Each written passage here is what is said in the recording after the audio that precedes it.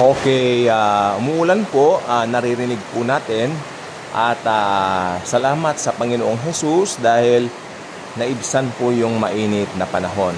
Okay, now I would like to talk about Jesus while He was hanging on the cross. Meron po akong gustong ipapansin dito sa inyo. Okay, sino sa lahat ng apostol ng Panginoong Hesukristo ang nandoon sa paanan ng cross? Again, sino among all the 12 disciples of Christ, of course, the Lord Jesus Christ, ang nandoon sa paanan ng cross during the time of His death? Walang iba kundi si John the Beloved. Okay, John the Beloved. Si John ang revelator. Siya yung pinagkalooban ng Panginoong Hesukristo ng aklat ng Apokalipsis, no? The revelation, pahayag, okay, whatever you may call that. Bakit nandoon siya sa cross? At ang ending pa nito, yung kanyang mommy, si Mary, ipinagbilin kay John. Di ba? Nagkaroon ngayon siya ng ministry, so makikita rin natin dito yung importance ng pagmamahal natin sa ating mga mothers. So, belated Happy Mother's Day to all moms out there, okay? So, yeah. And Jesus was so concerned kay Mary because magbabalik na yung kanyang ministry bilang God of gods, bilang Diyos ng mga Diyos sa langit. Tapos na ang 33 years ni sa lupa. Alam niya, pag namatay siya, babalik siya, mabubuhay siya magmuli after 3 days at magmi-minister siya uli bilang Diyos sa langit. Okay. Si John lamang po nandoon. Nasaan si Pedro? Sino ba ang nangako? Panginoon, iwan ka man ng lahat. Hindi kita iiwan. Talaga, Pedro? And Jesus. Really, Peter? I'm telling you. Kanya. Bago tumilaw ang manok ng nang makatlong ulit, ikakaila mo ko, nakilala mo ko. No, my Lord, hindi ko po yan magagawa sa iyo. Kani Pedro. Okay, ngayon, si John the Beloved. Sino man po si John the Beloved? May tatanong po ako sa inyo, saan nyo nababasa yung the disciple whom Jesus loved? Saan ninyo, among the four Gospels, where do you read the disciples whom Jesus loved? Well, obviously, you can only read that to the Gospel of John himself. Ano ang tingin ni John sa kanyang sarili? The disciple that Jesus loved. Gusto ko ganyan din na maging tingin natin bilang mga Kristiyano sa ating mga sarili. May mga Kristiyano, makinig pong mabuti, may mga Kristiyano na ang tingin nila ay sila ay servants. Sila ay natatakot sa Diyos. Sila ay nanginginig. Pero tayo, we are the beloved of Jesus. Sila po yung mga Kristiyanong natatakot. Sila po yung mga Kristiyanong pinagmamalaki nila yung pagmamahal nila kay Jesus. Pinagmamalaki nila yung pagmamahal nila sa Lord, kay Lord.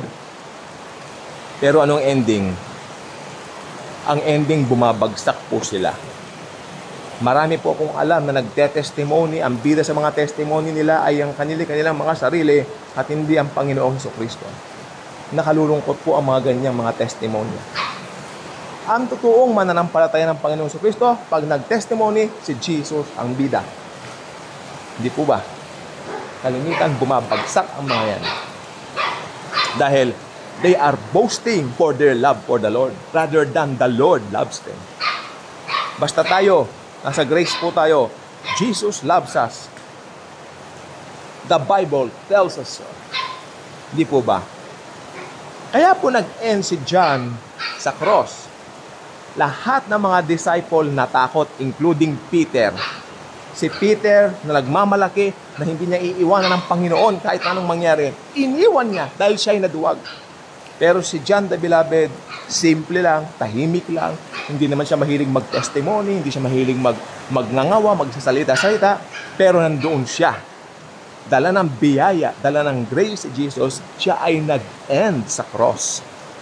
Siya lamang ang nag-iisang nasa cross. Amen? Amen po ba? Yes. Kaya yan po ang gusto kong sabihin sa inyo.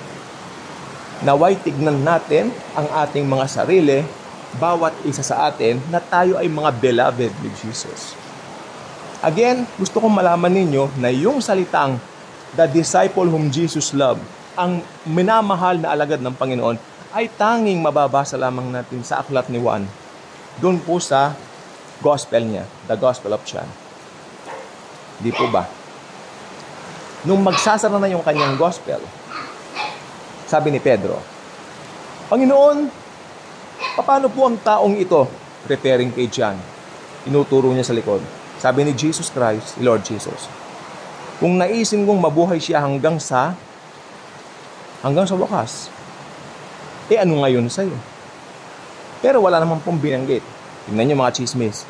Walang binanggit si Jesus na hindi mamamatay yung apostol na yon. Ang sabi lang niya, kung gusto ko siyang mabuhay hanggang wakas, ano ngayon sa'yo? Yun lang ang sinabi ng Panginoon. Di ba?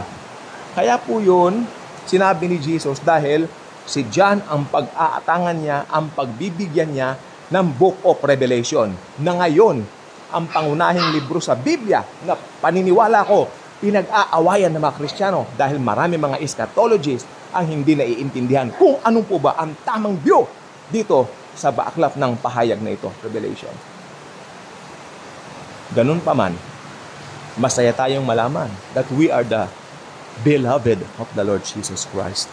Just like John, tinignan niya kanyang sarili bilang mahal na mahal ni Jesus. Wow! Pero, kahit bumagsak si Pedro, sino ang unang hinanap ni Jesus? Sino ang unang pangalan ng sinabi ni Jesus nung nabuhay siya?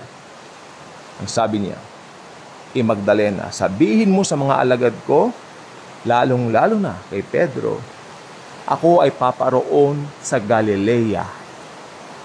Kakatagpuin ko sila doon. Wow, special mention. Yung nagkaila sa kanya ng 3 ulit. Amen? Ganyan si Jesus. Jesus is the person of love. Mahal pa rin niya si Pedro. Isang araw, nangingisda sila, wala silang nahuli.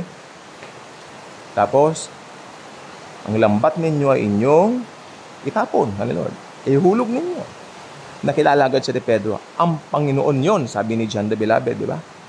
Si John the Beloved na naman ang unang nakakilala kay Jesus. Dahil person of grace si John the Beloved.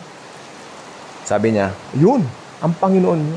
Si Pedro agad naman pumunta roon nung nalaman niyang yun ang Panginoon. Pero sabi ni Jesus kay Pedro, mag-init ka na ng mga isdang yan at mag-aalmusal na tayo.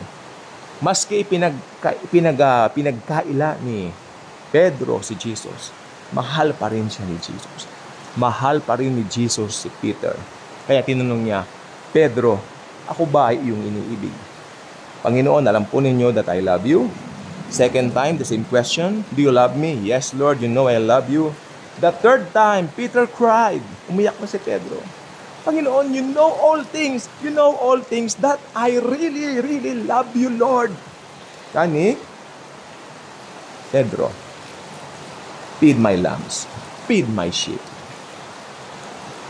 Tayo po yun. We are that sheep. Amen? Kaya, ang gawain po ng pagpipid ng sheep ay para sa lahat ng believers, hindi lamang po para sa isang tao o isang pastor, para po sa lahat ng mananampalataya. Sa lahat ng mga beloved ni Jesus, sa lahat ng kanyang mga iniibig. Kaya kung di ba kayo subscriber sa ating channel, I invite you to do so. Click the notification bell, share this video, share Jesus, His love, His grace, and know the truth on how He loves us very much. Yan lamang ang makakapagpalaya sa atin laban sa bondage ng mga maling paniniwala at mga religious activities na kinasanayan natin noong una pa. Amen? At pag nakalaya tayo, amen, sapagkat truly, we will be free indeed. Thank you, and Jesus truly loves us all.